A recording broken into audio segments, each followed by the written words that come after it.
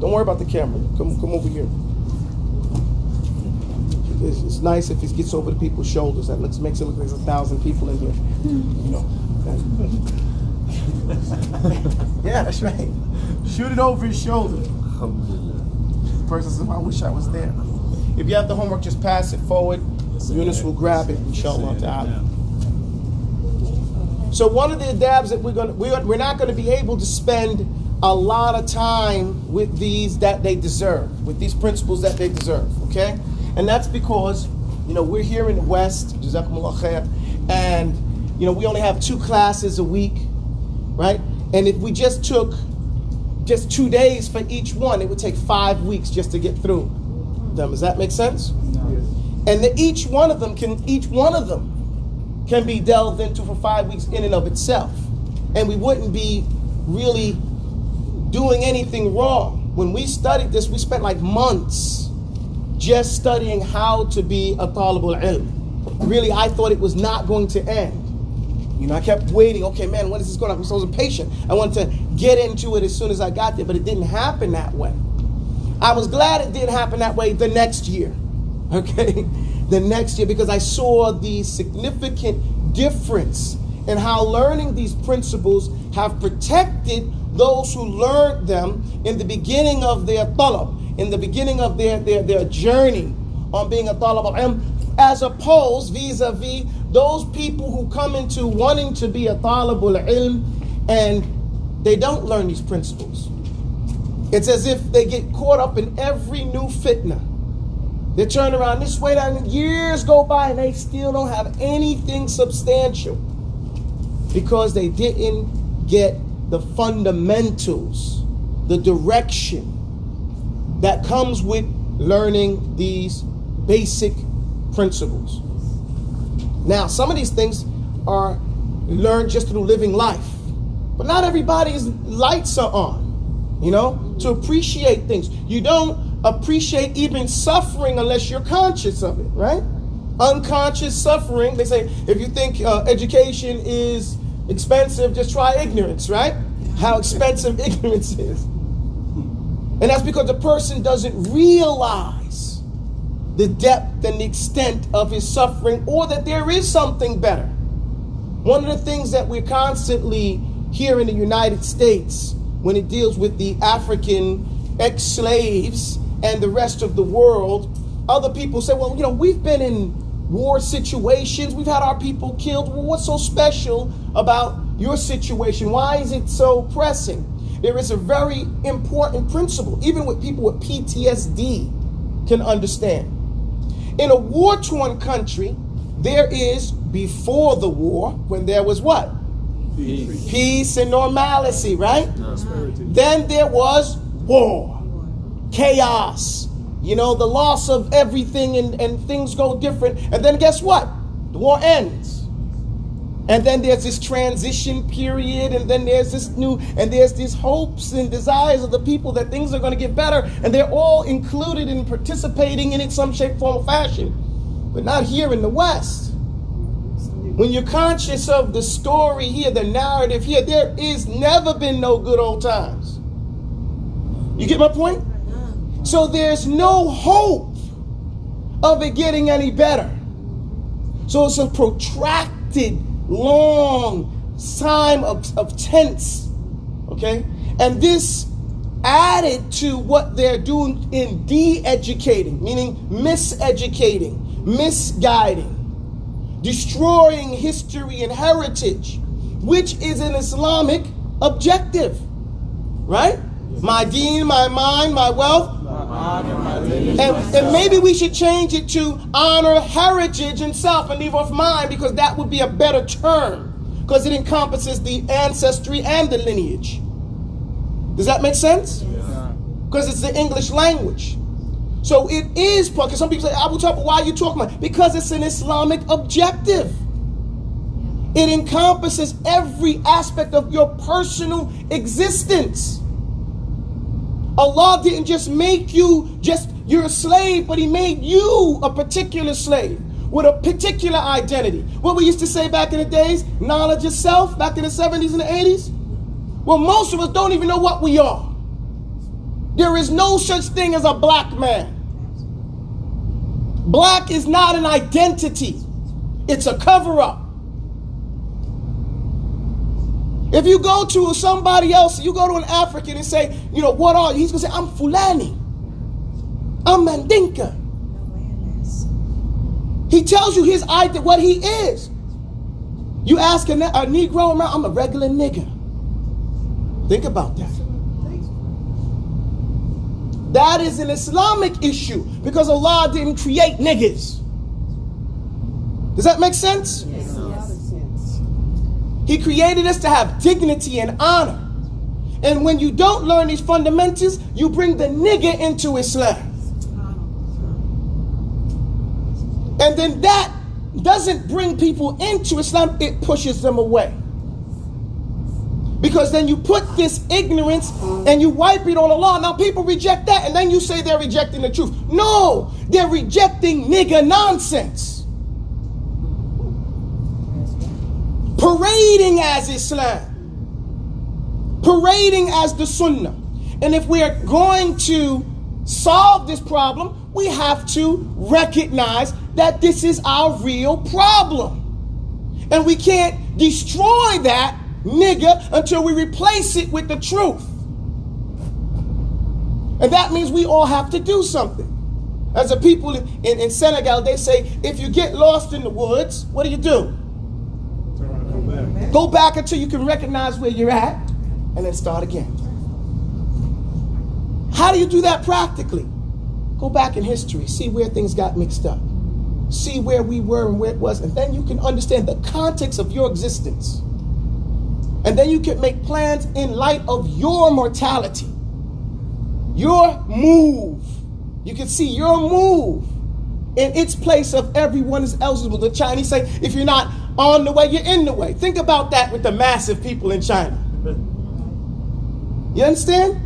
Then once you understand history, you can be an ant doing your part in the life of all the ants and be happy with that because you are contributing.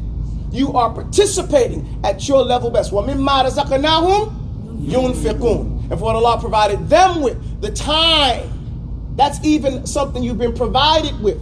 The era. A man on death row said, oh, what a great time to be free. We live in the time of the parentheses.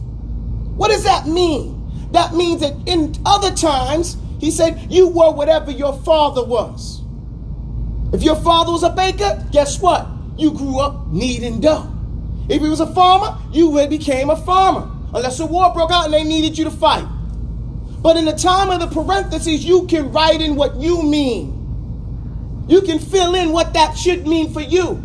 And no one is stopping us from doing that but us. But us.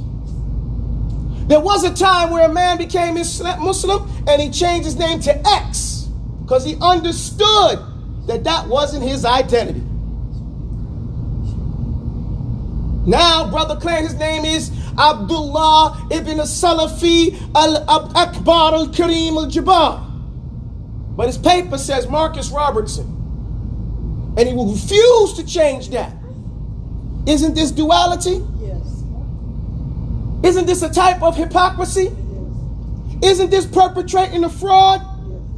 Who's stopping you? What is stopping you?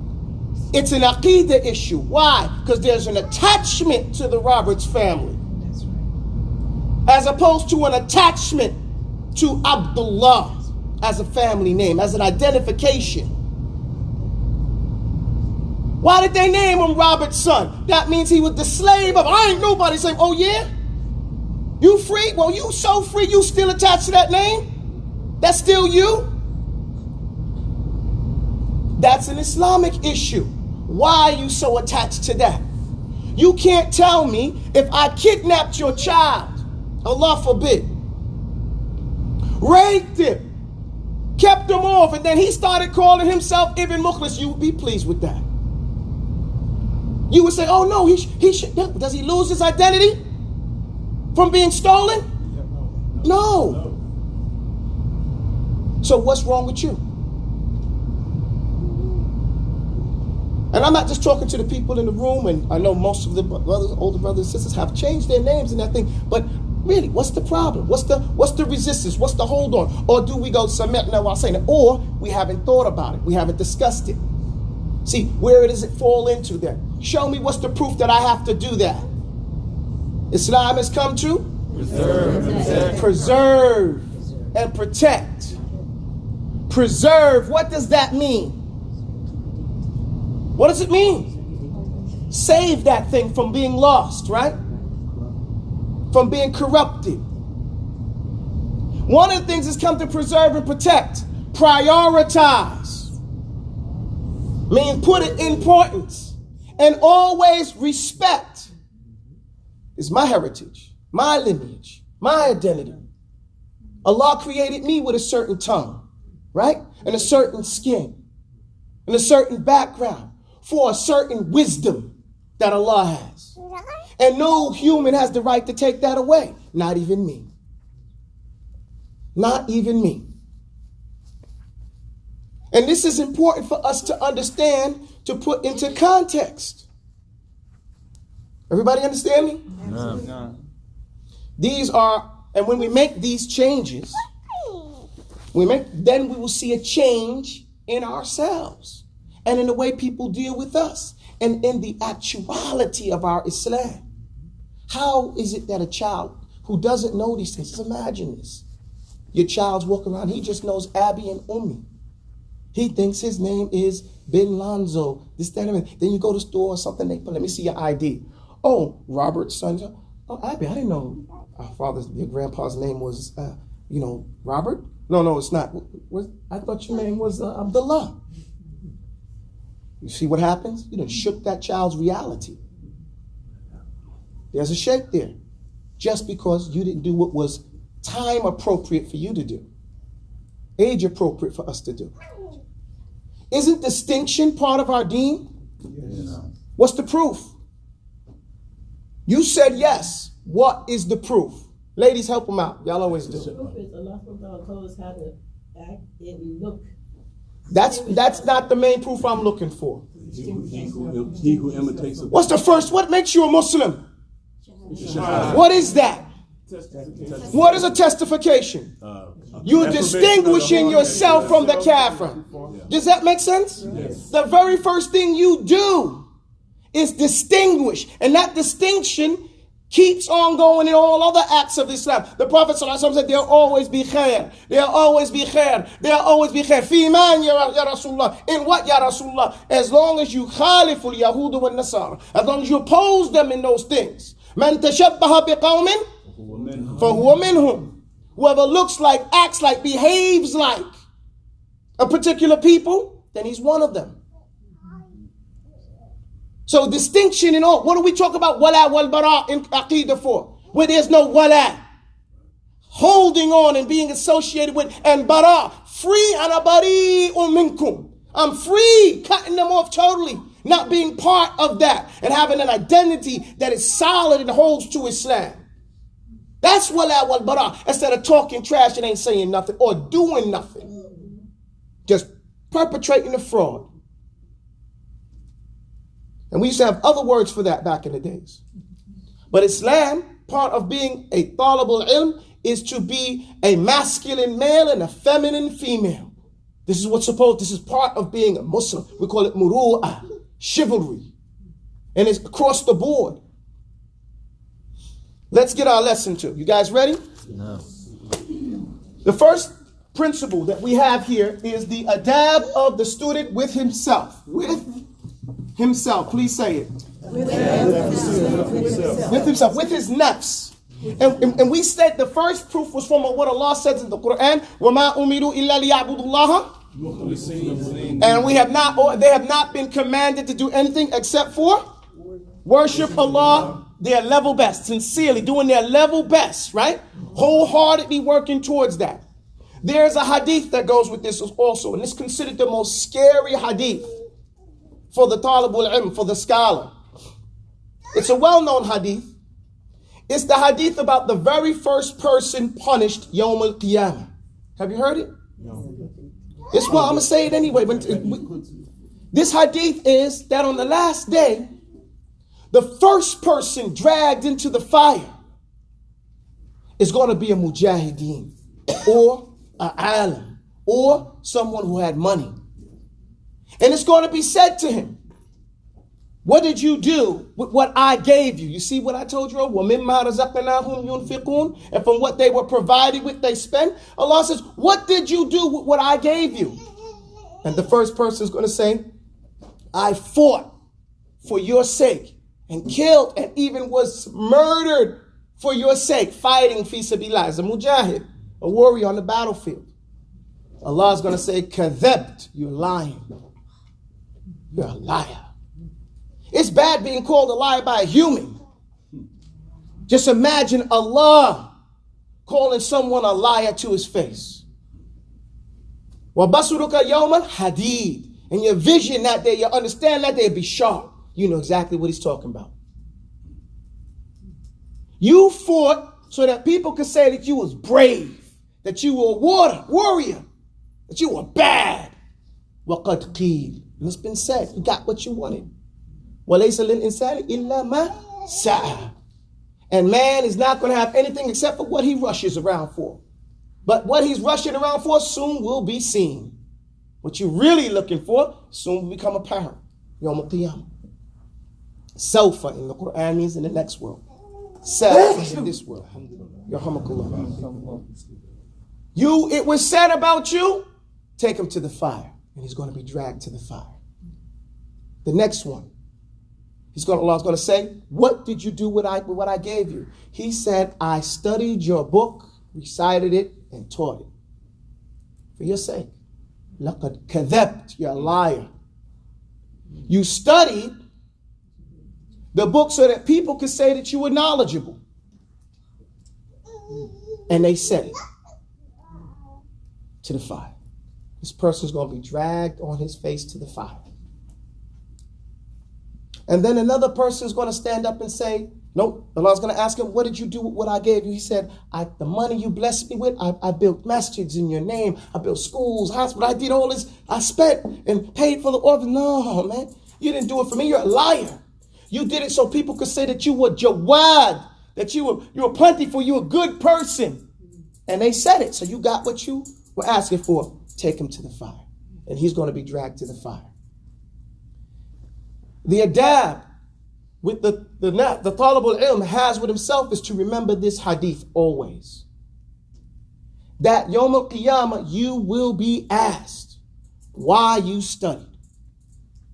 And if you didn't sincerely study to please Allah subhanahu wa ta'ala, you'll be taken to the fire. And you can't lie. Lies don't exist anymore. At this point, Ibn Uthaymin used to say, rahimahullah, what is the niyyah for the talibul ilm? What then should be the niyyah? And he explained that the niyyah should be to raise ignorance off myself and those around me. But Abu Talib, you said, no, it's not because you want them to say anything. Okay? Because you want to share. This is part of your humanity. If you see a hole in the ground and it's dark out, in Coney Island, they used to have the boardwalk. Some of the guys used to burn a hole on the bottom of the boardwalk. It gets real black. If you run on it at night, guess what happens? You fall through. People used to do this. So if you know there's a hole there, and you know people can fall, and you warn them, that's not trying to show off. That's sincerely worrying about people getting hurt. Right? No. If you saw a child getting ready to fall off a cliff, you're going to stop that child, right? No. This is good niyyah. So make your intention to remove ignorance off yourself and those around you. Okay? And then following the Prophet ﷺ, he did that. First, he went back home to his family. That's why we talk about the circle of influence, right? Start with you and your family. And then go around in that circle till it spins outwardly. Don't jump. Because when you jump, then you automatically lose the momentum. Meaning, you'll hear the ulama talk about something that's done out of time is destined to fail, right? So we start talking about, I'm going to run for president, where we don't even have a Muslim community leader. You get the point? Well, that's out of, forget the Muslim community. A masjid community leader. Okay? We haven't even influenced our block. Does that make sense? No. Oh, that does make sense to run for president? No. So then we should start with our circle of influence first and then spin, in our locality, and then outside of our locality should spin outwards. That's what we're referring to here. So that's the first thing that we have as a talib al-ilm. Let me make sure I didn't miss any points that I wanted to get for you guys. I had a card. I don't know what I did with it. Okay, here it goes. One of the things that I want to share with you is a dua. Now, I do normally try to make the dua that I find for you guys very short. I'm only going to give you part. Well, I'm going to read the whole dua for you. It's a dua for love. It says, Allahumma, just say it with me, Allahumma, which means, oh Allah, Allahumma, inni as'aluka, oh Allah, I am asking you, inni as'aluka hubbak. Hubbak is your love. Oh Allah, I'm asking for your love. That's what we would translate literally. But really, you're asking for Allah to love you. If we're going to translate it to English, it would mean, oh Allah, I'm asking you to love me. وَحُبَّ مَنْ يُحِبُّكَ. And the love of everybody that loves you. Does that make sense? You're asking Allah to love you and everybody that loves Allah to love you. وَحُبَّ عَمَلٍ يُقَرِّبُنِي إِلَى حُبِّكَ. يُقَرِّبُنِي إِلَى حُبِّكَ. And love of the deeds, the actions that would bring me closer to your love. And that's the part of it that I wanted to get to. That we ask Allah, because sometimes people are really struck with depression and they don't recognize what it is because the kuffar have these real technical definitions. Al-futur is the Islamic term. The Islamic term, yes. It is that your sins have got you so overwhelmed that you're in some scale of futur, not with a ta, with a tab, futur, fatr, loss of energy. Some of the lightest of it is that you make intentions to do a lot of good deeds, but you're never able to follow through. This is a punishment from Allah. That you made the intention, but you're not able to get the energy to do it. Or you start it, and then you lose your energy. You forget about it. You make busy work in something else. And then you might remember it later on or never. But this is the lightest of it. The worst of it is you don't even make intentions no more. You just accept it. I can't do nothing. May Allah not let that be the case. Amen. It's good that we make the intention and then fail and then feel bad that we failed, that we didn't follow up. But the cure is istighfar. Just making istighfar and making this dua. Allahumma inni as'aluka hubbak. Should I write it down? Yes. Okay. I was unsure if it's long. I don't want to make it clear. Allahumma. Inni. As'aluka. Hubbak.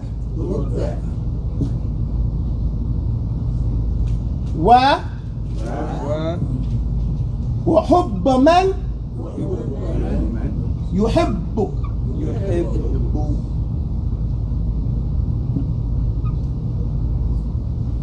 وحب عمل يقربني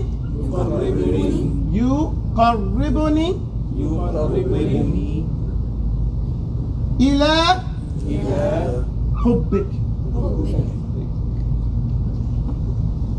Oh Allah, I'm asking you to love me. And I'm asking for your love. And the love of everyone who loves you. And the love of everyone who loves you. And to love the actions. And to love the actions that would bring me closer to your love. that will bring me closer to your love. Meaning, make me love the things that if I did it, you would love me. Does that make sense? No.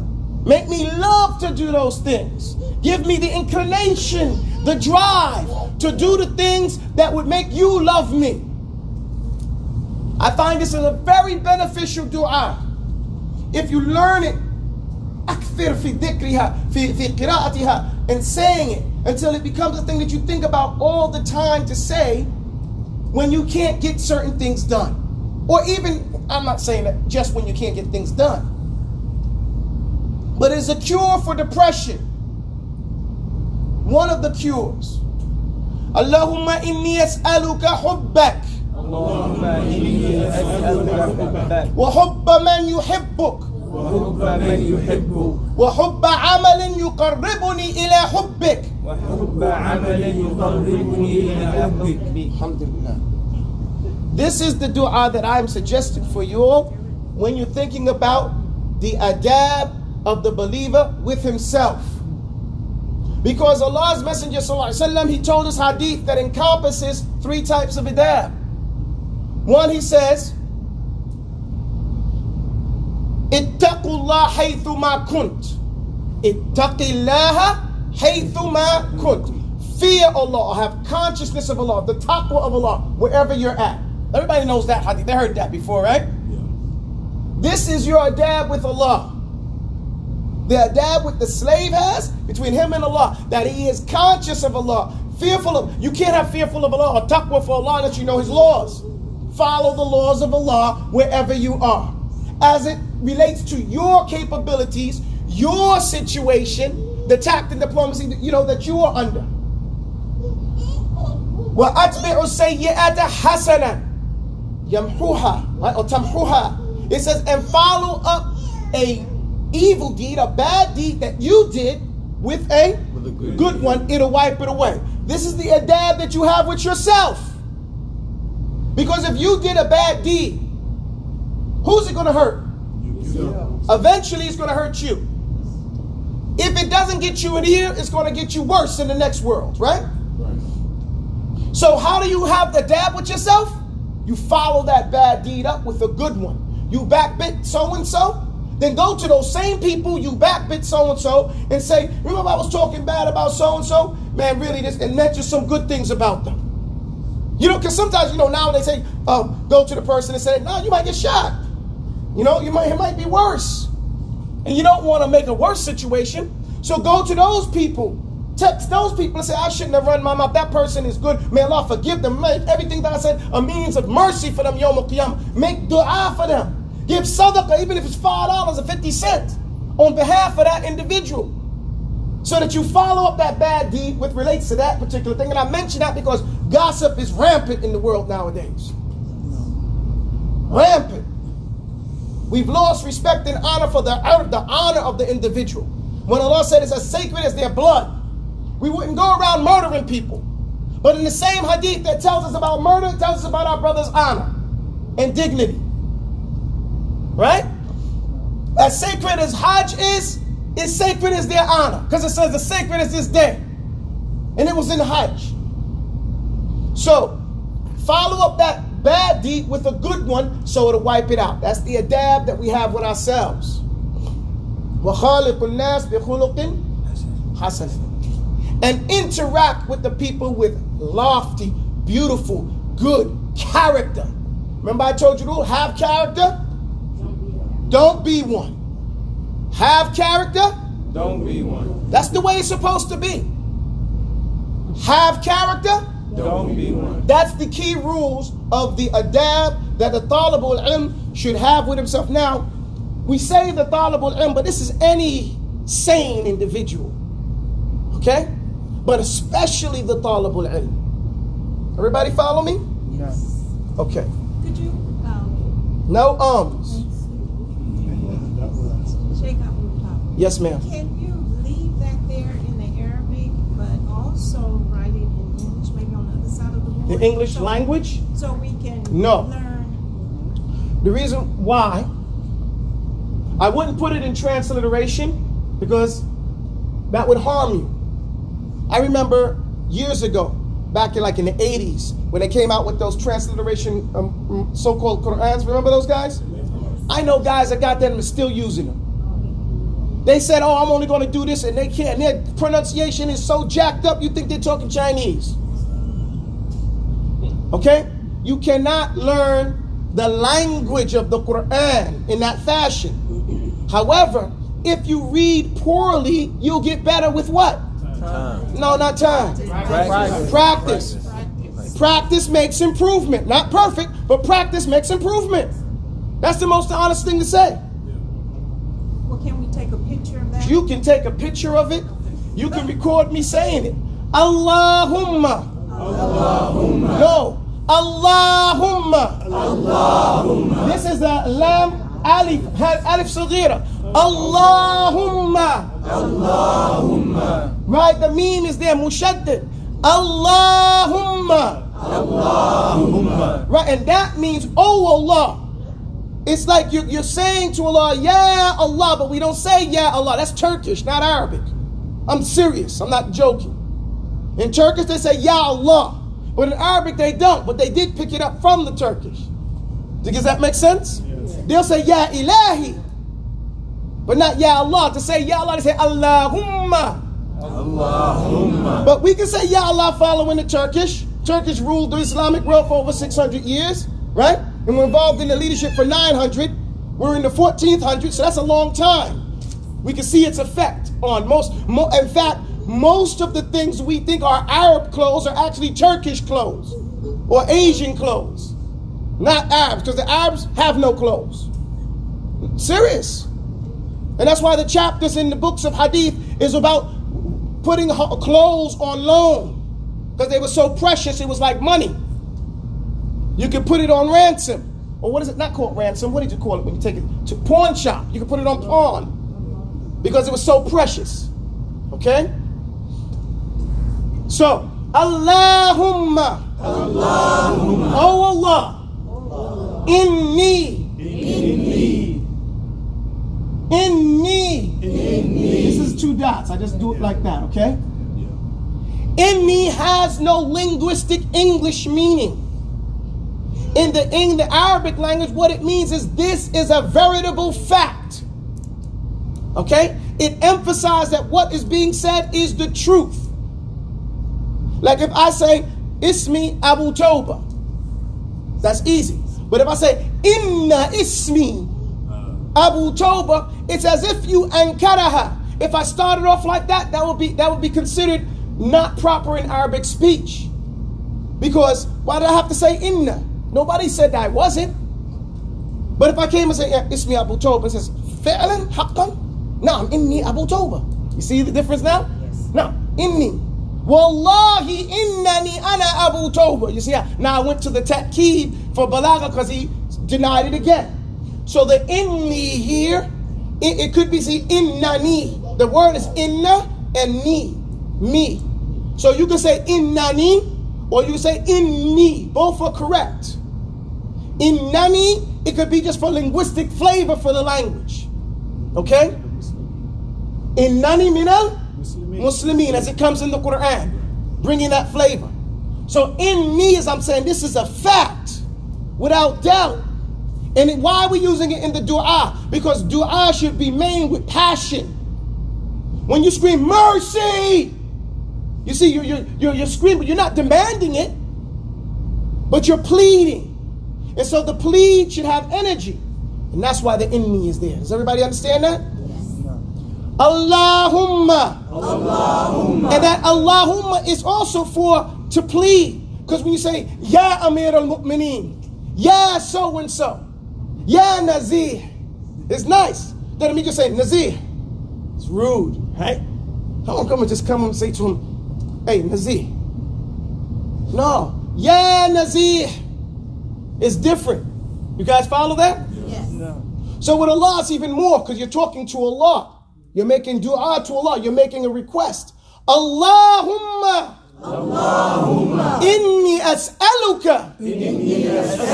The word here is su'al. Sin, alif, hamza, lam. Su'al. A is I. Say a and go like this. Just say a. You have to point to yourself. A.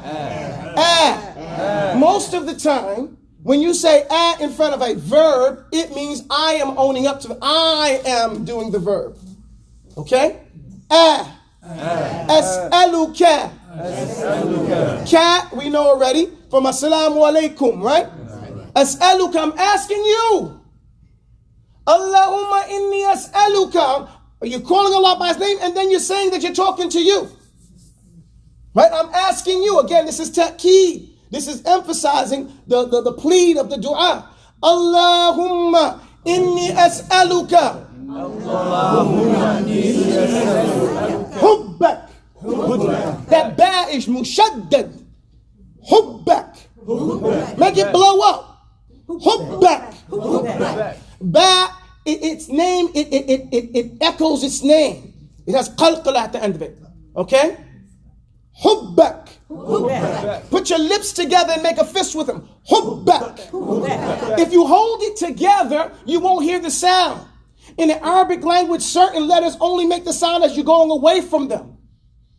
Say the word ak and hold your tongue up. Say ak. Now say ak. You see the ka comes when you move away.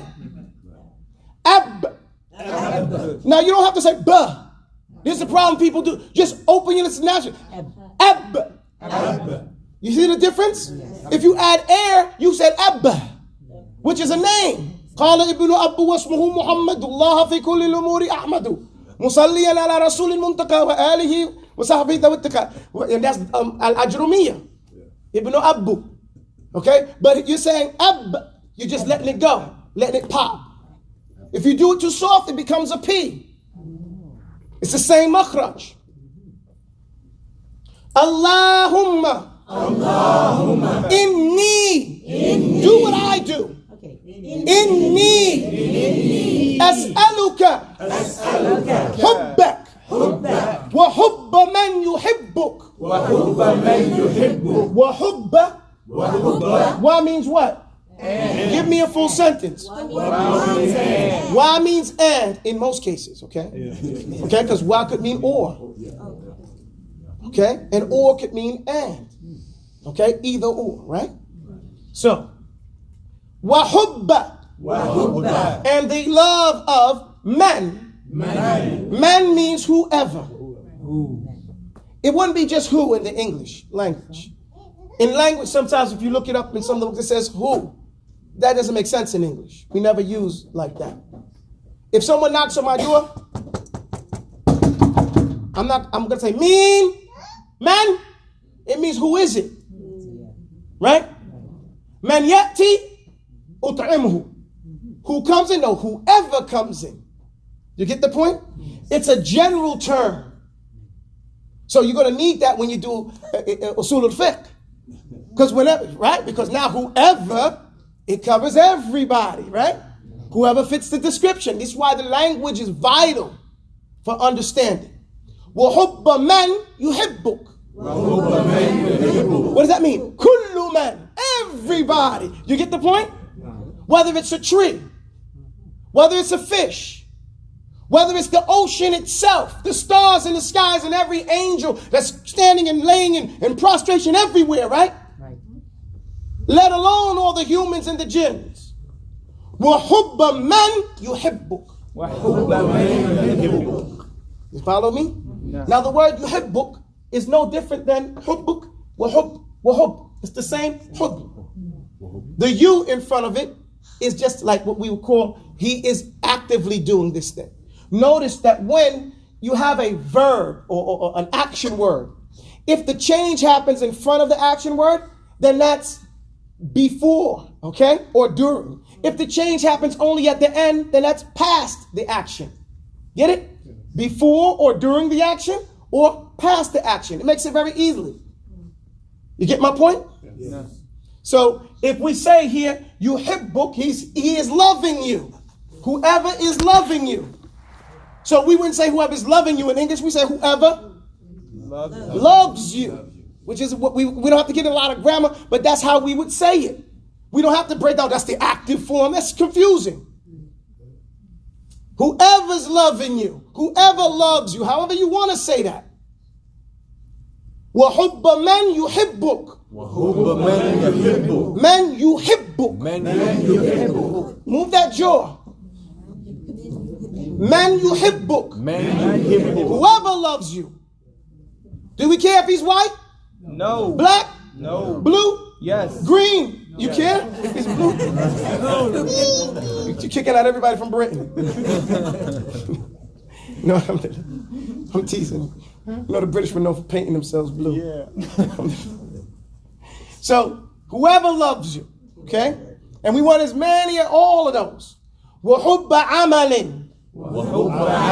This goes together. وَحُبَّ عَمَلٍ. It's a compound word. That's why the Tafseer is here. And the love, and I want you to make me love the action. حُبَّ عَمَلٍ. يُقَرِّبُنِي. Come on, point to yourself. You know, I'm amazed. If you're going to do it, you're going to have to get into it. Learning is kinetic, right? People understand language, body language, more than they understand the words. يُقَرِّبُنِي. Qarib is to come close. Okay? We say in Swahili, karibuni. And Swahili says karibuni means come on in. What does it really mean? Come close. Come in, come close. So yuqarribuni. That would bring me close. That's what it literally says, but don't write down what it literally says. Well, how would you say that? Some flavor. No, in your way, and we don't say that would bring me close to. No, you're not Marmaduke Pictou, right? No, you're gonna say it like a Boricua. How are you gonna say, yo? You're gonna say that, yo, that would bring me, that would allow me to become loved, right? However you might articulate that in English, it doesn't have to be the exact word, and that sounds awkward. Okay? And people get lost in that stoic translation. You're supposed to get to what is to be understood by this. An action that would bring me close to your love, that would make you love me. Literally. But you want to be humble, so you say that would bring me close. That would get me there. Get me closer to your love. Because it's also, yuqarribuni, it's in the active, right? Not qarrabtani ilayk, but yuqarribuni, but you keep that's bringing me closer and closer to you. Because we understand that change doesn't happen dramatically. If it does, it's traumatic, right? So we go one step at a time. And Allah's messenger mentioned this, you take a step towards Allah, Allah races towards you. You race towards Allah, Allah flies towards you, right? Atani, he comes to me. He's coming, he's trying to get towards me. And the closest you can get to Allah in this dunya is by doing what? What? Sajda. The amazing thing about sajda is that Allah is the close. You are the closest to you can ever be in this dunya to Allah when you're in sajda. So go to sajda and ask Allah. Do you have to make a takbir? Do you have to be in salah? No, you don't have to be in salah. Remember al-Baqarah. Don't remember the Alamo. Remember the Baqarah. Remember the Baqarah? Okay, so go to sajda and make dua. Was that from the hadith? No, Shaikh. I was trying to respond to a brother who mentioned Not wise. Help me out, guys. Not Don't wise. be scared of him. I would say on his, I wouldn't say on, Okay. on his Facebook post about calling the sujood, bumping your head. Okay. Yeah. Some of the things that we find, I know. the adab of the That's part of follow. the nigger, right? I want to be careful Yeah. because the deen has to have, is sacred. Yeah. Deen is sacred. And because of this culture of making everything sacrilege, everything, is sarcastic, saying these things. We don't realize that some of these statements can take you out of Islam. What does Allah say in the Quran? Are you joking with Allah and His Messenger? I was just kidding. Who you playing with? Okay? La ta'tadiru.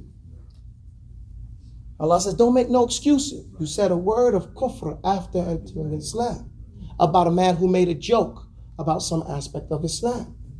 In the context of like the ibadah or the hurma, the honor of particular things. Now, where's the line? Where's the limit? There are some things that we might be able to get away with. Where's the limit? That goes back to astaghfirullah. That goes back to the ethnic and political and cultural sensitivities of the society.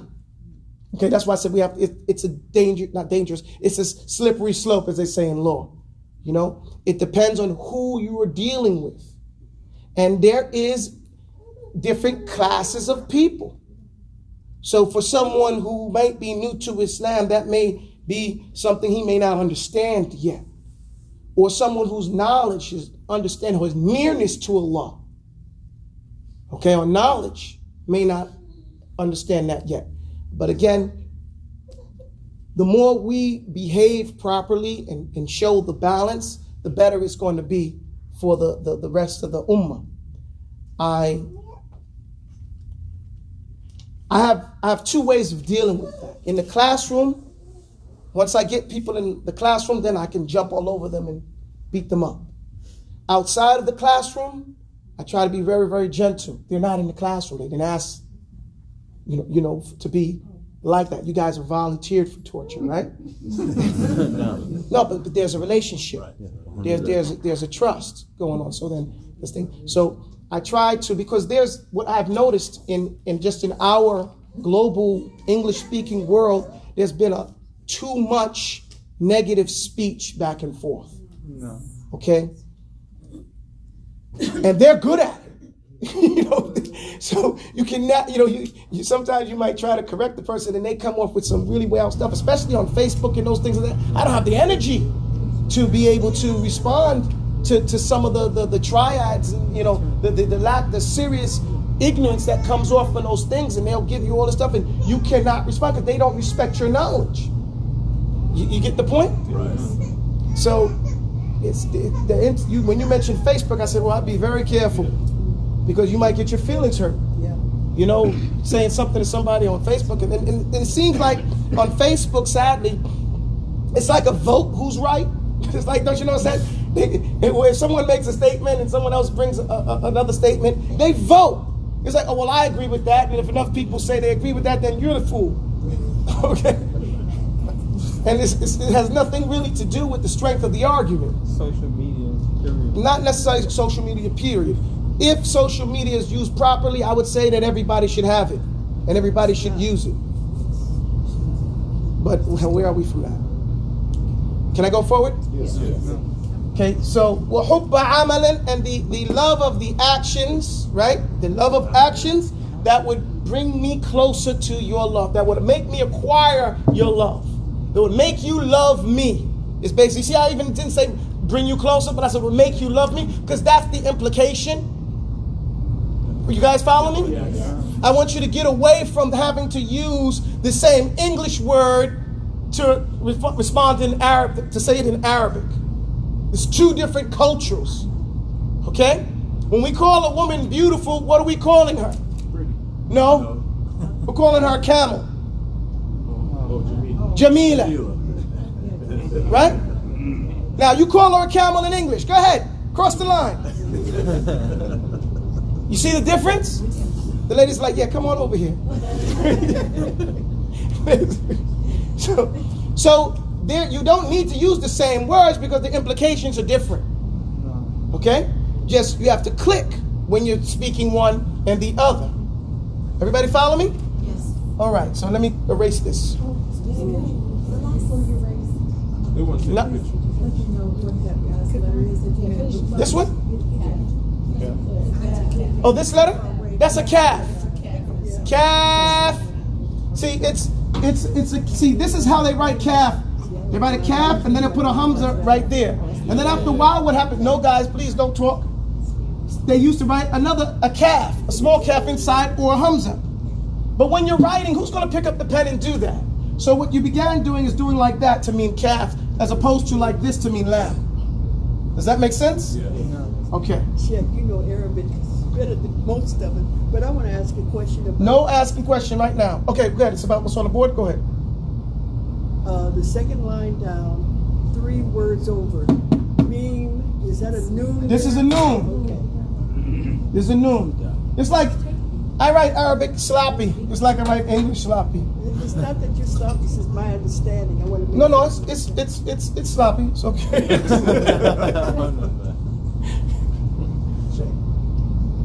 MashaAllah. Okay.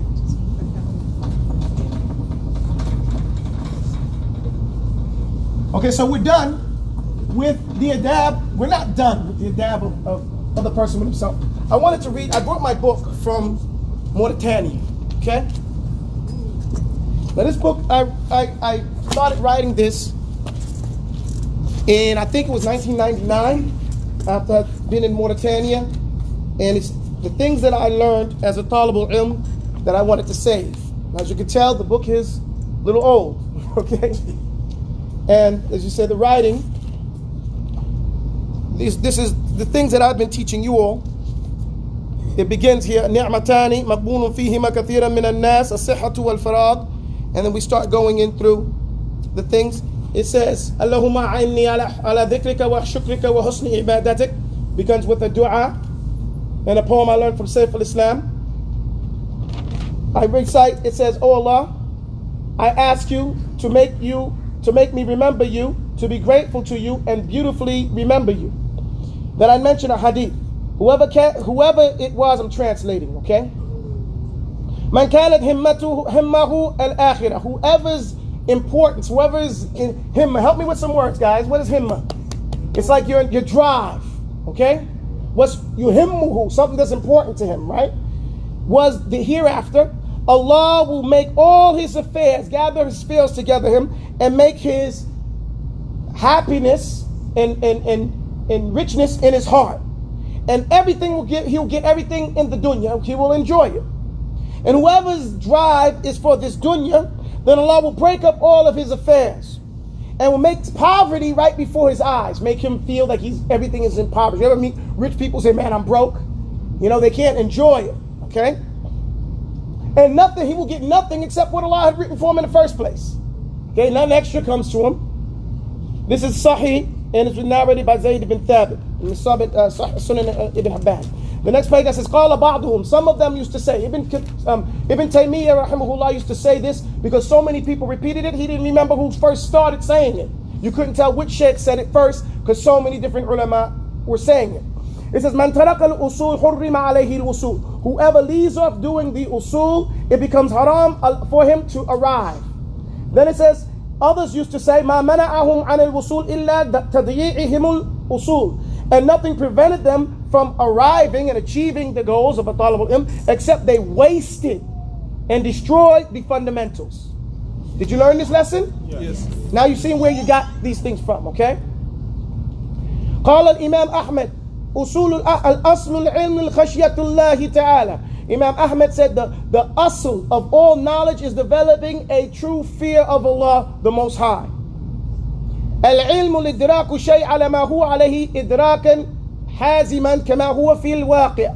Knowledge is to understand a thing the way it is completely, the way it actually is in reality. And it's of 6 levels. Did you learn those 6 levels? Yes. Right. The first one is Jahl Basit, basic Jahl. Stop smiling at me. Jahl Murakkab, compounded. Wahm, confusion. Shak, doubt. Dhann, assumption, right? Thinking you got it, and then knowledge itself. Okay? Shurut al-tahsil al-ilm. Now these are some of the conditions for acquiring knowledge. Now I'm giving you these things in the beginning. I want to give them to you in the beginning because they cover all 5 of the usul that I'm going to give you.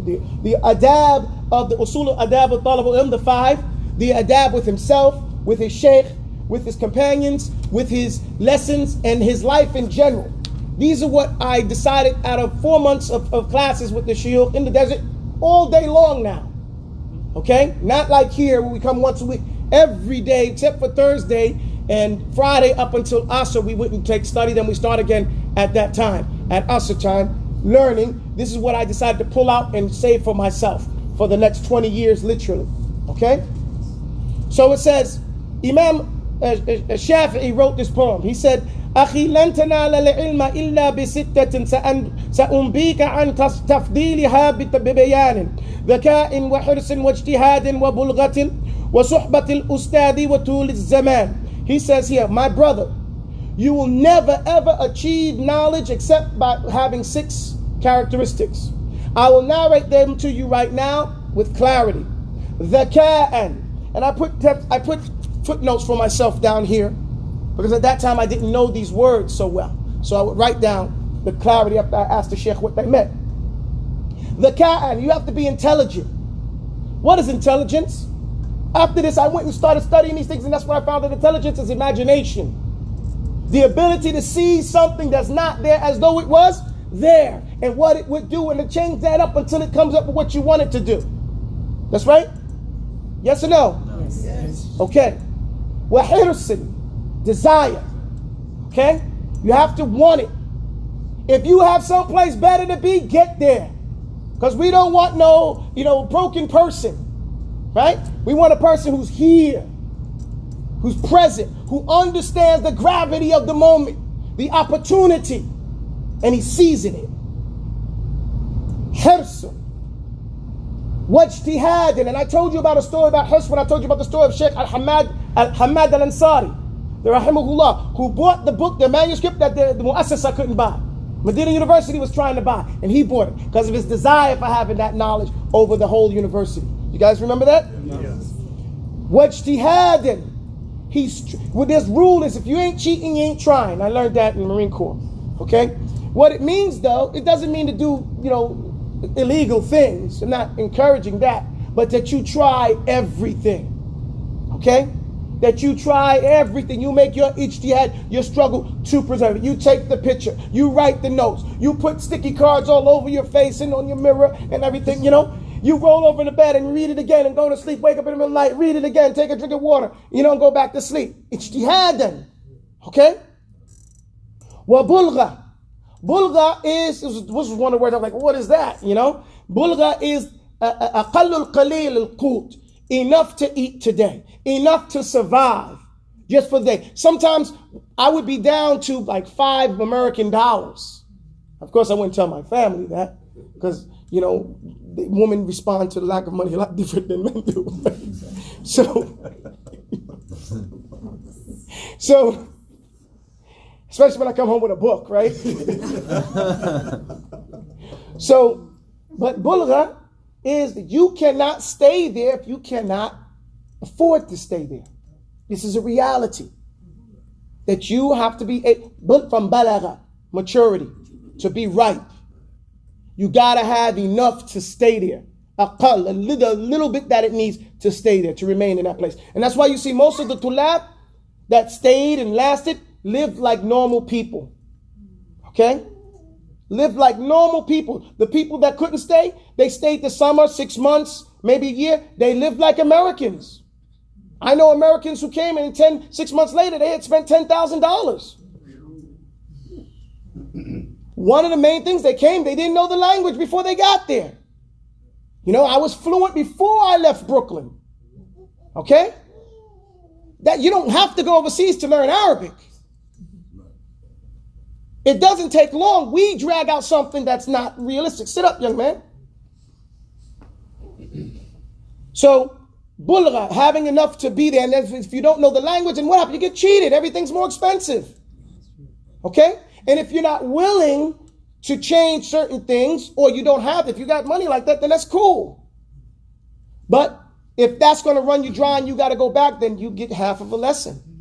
Okay? And then what have you learned in 6 months if you didn't know the language? Okay? Which adds to a problem, because then someone will come back and pretend that they were the epitome of a talibul ilm and start answering questions. Serious. And then it starts, and then when you come back from after 5-10 years, they look at you scared like you're going to expose them. And then they say, well, this guy is off it. And then it starts this whole big circle of trauma. Okay? So, bulgha. I'm telling. I'm telling. So you got to have enough. And what I noticed that other people had that we didn't have, they had support systems. Other people. What is the origin of this word? بلغ يبلغ شيء باء لام غين تبليغ شيء أنت بلغت كل ما عندك إسرافا لأهلك. شفت؟ So ما يتبلغ به الإنسان من أمور المعايش يعني أقل القليل. الحمد لله. A piece of dried ink is better than the strongest memory. And so I wrote it down there at this time, what they said. ما يتبلغ به الإنسان. What will make a person arrive at the minimum that much he needs to survive. That's word bulgha. Okay? So, وصحبة الأستاذ. And being in the company of the teacher. And living and being with the teacher. Sometime when I was in Egypt, we used to ride the bus with the teacher. Because there was this place called the Fajr Center, and Shaikh Majdi Sultan, he was at that time, he just come back from Saudi, so he didn't have any work, so he was working at the Fajr Center teaching English, which is really low for a sheikh, but that's what he had to do to survive. So I would ride the bus with him there, sit outside his classroom while the teacher, then we go back, eat lunch, come back, ride the bus back all day. Sticking with the sheikh, as long as getting what you can do, taking that time, but that's your job. As a thought, if you're overseas like that. Over here it's different. We set a time frame, but we can sit at home and get this. Shaykh Bukhari would travel for a month to get one hadith. We got a CD, we got a download. Yet we're not like Al-Bukhari. Why? Because it's so easy, we don't do it. So it says, Watul is zaman, and a long time. Sticking it out. You're not going to be an expert in everything. So you keep on going, you keep on plugging until something, some particular science becomes your something catches your heart and you start delving into that particular thing. But you got to get some type of expertise. And it says here, وَلِلْعِلْمِ سِتُّ الْمَرَاتِبِ. And for knowledge, there are 6 levels. Yes, I'm just lecturing you guys about these things because these are things that you can't learn one time, but you need to hear them. And suck it up and hear it and let it sink in. You will hear them again. That's the point. All throughout your life as a talibul ilm, in every book, in every introduction, in every commentary you hear from a sheikh, they'll be referring back to these things. It's only a reference if you've already learned it. You only catch on the importance of it, the gravity of it, if you took this time before you do anything else to become familiar with it. So then the reminder benefits the believers. We've made the khutbatul Jummah a dars. Why? Because no one else shows up for the dars normally. Okay? Present company excluded. And those on the line, barakallahu fikum. But it's difficult to give a class online when you're looking at a machine and no one is there. There's no human interaction. It doesn't, because people respond off of the spontaneity of the dars is the real dars. Right? So, hearing these things is just to spark in you guys something. And so when you hear them again, it will make an effect. Insha'Allah ta'ala. Inshallah. Knowledge has 6 levels. Husnu su'al, a beautiful question. Husnu? So you have to learn how to ask a beautiful question. That means think before you open your mouth. Okay? And there are different types of questions. Did you guys, what's the ruling on this? Okay? Describe how that would be done. Ya Ustad, zidna. Increase us. Like, let's say I give an explanation and you didn't really get it. Ya Ustad, zidna. Okay? Increase, give us more. We didn't catch that. Explain basically. But we say, Rabbi zidni, hilma. You get it? So I said zidna, increase us, but he understood me, explain. Because that's what it means. Totally different words. Did he say, ashrah lana? He didn't have to say that. Follow me, guys? No. This is difficult. No. Husnul insat wal istima'. Learning how to listen. and pay attention.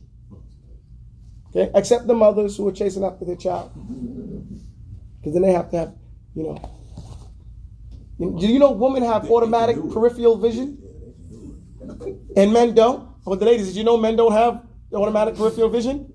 Well, we have automatic focus, so we can see that rabbit in the bush and those things like that. But ladies, they can pick up their head. There goes Fatima, there goes Abdullah. Got him. So husnul is insaq and istima'. The third, husnul fahm. Beautiful understanding. Okay? Understanding. This takes imagination. You cannot be rigid. You have to open your mind, synergize. Take everything you've learned and throw it in the lesson. Mix it up and come up with something that beautifies that. You get my point? Yes. But ask the question to see if it's the right understanding, and then if it is, then throw it in there. Okay? Lessons are by degrees. When I used to study in the beginning, usul al-fiqh, I'm asking, what is usul al-fiqh? And then I'm asking, what is the principles and this, that, and then towards the end, you're asking, am I using this principle properly? Is this principle, am I missing anything? No, then I got a different answer than you based on my experiences. You get the point? So you come one way or another. So husnul fahm, comes after getting the basics. Okay? Al-hifz. What did I say? Hifz. And I told you this is the most important of all tools you can have. Remember this section, part 2, is the usul adab and some what? Learning tools, right? Methodologies. These are the methodologies we're talking about here. You guys follow me? Yes. At-ta'aleem, which is studying and teaching all in one. What does that mean? Because you're not supposed to teach before you're ready, right? But studying is teaching. You get the days of a talibul ilm are 4. Okay? Let me tell you that in a minute. The last one is وَهِيَ ثَمْرَتُهُ, and this is the fruit. Have you heard this language before? Yes. So you see, this all has come back 20 years ago. We learned this and we're putting it to practice still today, even longer than that. When we learned it from our parents, from the last poets, rahimahumullah, and they explained and put it in perspective. Al-amalu bih. And the fruit of that is what? Acting on it. Didn't we say that? Yes. Al-amalu bih wa mura'ati hudud and hududi, and watching out for its limits. Knowing the perimeters through which you have room. Because unless we have proof, it has to be denied. Don't give me no weak response, guys. Run it to me. And unless we have proof, it has to be denied. People's practice can always be applied. Okay, so what I learned is there have to be barriers, right? Barriers and barrier breakers. When we would go into teams back in the day and go into sneaking places, when we look at the map, we would draw it on with Play-Doh, actually, and dirt and rocks. We would draw the landmark, the land thing that would let us know we were past the place we were trying to go. We would remember that. Why? Why? So we know when we went too far, when we missed, when we're beyond what we're looking for. So this is why we learn what is haram. Okay?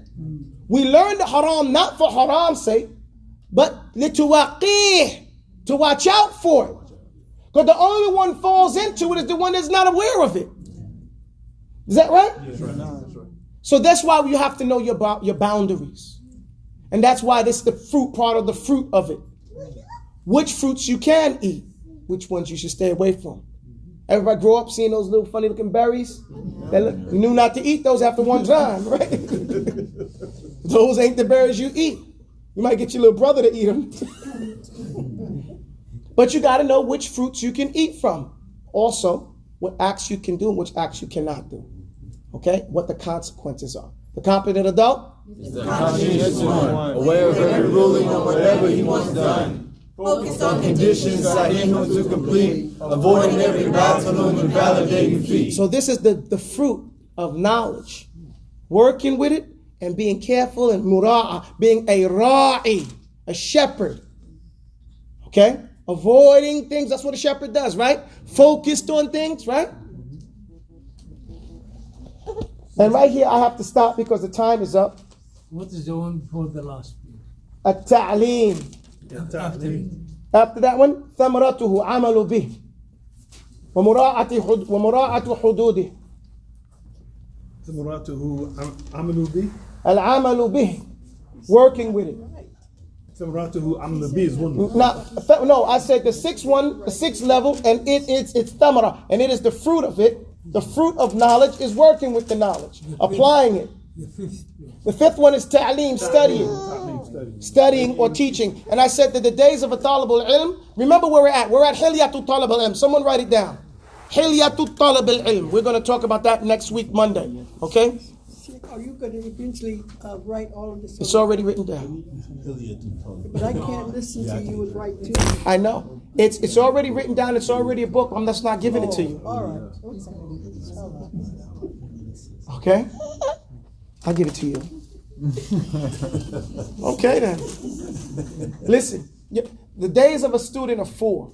How many days does a student have? 4. 4 days. The first day, he meets a sheikh. Shown off sheikh. And he gets inspired. That's the day of his inspiration. That's a life-changing day. Okay? Every time he goes with the sheikh, he gets inspired to do some change, even though it's not one thing. His heart is enlivened with that activity, right? And he wants to be better. The second day, he meets an ustad mutqin, a meticulous teacher. Okay? And that teacher gives him a lesson. Takes his lesson, takes notes, takes his lesson from him. The third day, he meets a classmate, a contemporary. And that day they study, ta'aleem. They go over what they've learned, they share with each other. You get my point? Yes. And they really grow on that day. Because now they're going over different things. And the fourth day he meets a difficult person. Troublemaker of sorts. And that's the day he takes off. That's the day of his relaxation. Everybody got that? No. You have nothing to prove. And anytime somebody puts you up to prove something, except for Ustad Mutqin, your teacher in the right environment, take a day off. Capish? Capish. Alright, alhamdulillah. سبحانك اللهم وبحمدك أشهد أن لا إله إلا أنت أستغفرك وأتوب إليك. Next Monday, we will give you, understand at the end of this all, I don't want you guys to think that you don't have to write these things down. You do have to write these things down. Your interaction with it, and this is somewhat part of the problem of teaching, is that what made them great is going to make us great, right? And they had to write. They had to participate in the process. If I were just to give you a book, it wouldn't be a reference book. You'd already be there, oh, I got it. You get my point? Right. But I'm going, yes, everybody. You know, and I don't want the people who are older than me to try to beat me up. Because just, I think it was a couple of months ago, a guy at Kaaba, 80 years old, just finished memorizing Quran. They were advertising it. So, I'm sure they did give him a break. You didn't give him anything different than they gave the 8-year-old that was memorizing Kaaba. Because they have 8-year-olds too. Those are guys that's running all around on the first floor. You know? Nah, you see them when you go there, right? They got a whole area for them. So alhamdulillah, Rabbil Alameen, we can do it. We can do this. And I will help you. Help you. But I do have to push you to do your level best to get what you can. And don't rely on anything but your memory. Don't rely on anything but your memory.